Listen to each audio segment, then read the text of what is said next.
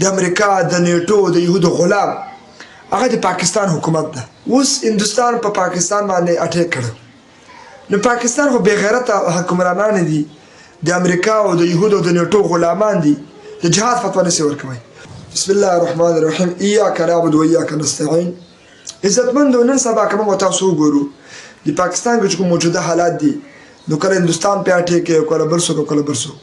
د پاکستان چې کوم علاج حل ده هغه دا د قرآن او حدیث په رڼا کې او د امام مهدي د لښکر لخوا ده چې پاکستان عوام باید راولګي چې دوی کوم حکومت ده د پاکستان حکومت عوام نه یادم حکومت مرتد واجب الاستبدال کټاس منافق د یهودو د نصارا یعنی د نیټو د امریکا غلام ده کټاس د پاکستان عوام ته پکار چې پاکستان د مرتد حکومت ختم کی او خپل ملک د مسعود اظهر صاحب وانته مجاهد فدایی شیخ القرآن والحدیث دا حاکم کی او دته واک ورکی چې د یهودو مقابله وکړي د نیټو مقابله وکړي بیا به ان شاء الله پاکستان کې اسلامي حکومت راسي. او که دغه کار پکې ورګ دا و چې روان د کوم چې حکومت شهباز شریف داسې جړاګان پکې مشرانی نو هندوستان هم بیا ټیکي بل څه هم بیا ټیکي.